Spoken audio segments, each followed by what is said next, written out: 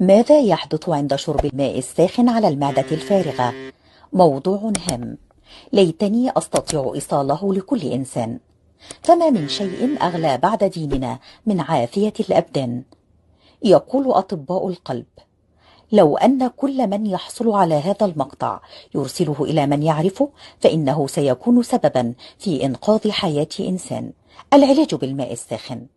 لن تصدقوا الكم الكبير من الأمراض التي قدر الله عز وجل شفاءها بالماء، فله الحمد والشكر.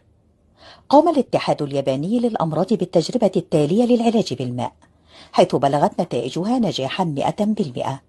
منها الصداع، وضغط الدم المعروف بفقر الدم الآني، التهاب المفاصل، والشلل، وسرعة خفقان القلب، الصرع والسمنة، السعال، التهاب الحلق، الربو، السل، التهاب السحايا، وأي مرض آخر يتصل بالمسالك البولية، فرط الحموضة، والتهاب غشاء المعدة، الإمساك، أي مرض يتصل بالعين والأذن والحنجرة، وعدم انتظام الدورة الشهرية عند المرأة.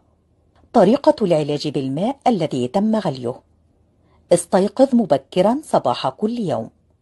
اشرب 4 كاسات من الماء، سعة كل منهما 160 مليمترا على معدة فارغة. يكون الماء مائلا إلى السخونة، ويا حبذا أن يكون دافئا قريبا إلى السخونة. لا تتناول أي نوع من الطعام أو السوائل قبل مضي 45 دقيقة.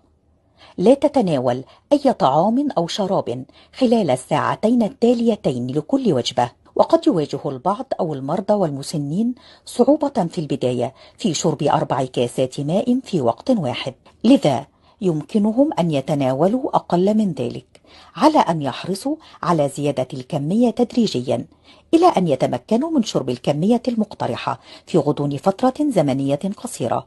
وقد أثبتت نتائج العلاج بالماء مدة الشفاء من الأمراض التالية: داء السكري 30 يوما، ارتفاع ضغط الدم 30 يوما، مشاكل المعدة 10 أيام، السرطان بأنواعه 9 شهور، السل 6 أشهر، الإمساك والمغص 10 أيام، مشاكل المسالك البولية والكلى 10 أيام، مشاكل الأنف والأذن والحنجرة 20 يوما، مشاكل الدورة الشهرية 15 يوما، مشاكل القلب بأنواعها 30 يوما، الصداع 3 أيام، فقر الدم 30 يوما، السمنة 4 شهور، الصرع والشلل 9 شهور، مشاكل الجهاز التنفسي 4 شهور.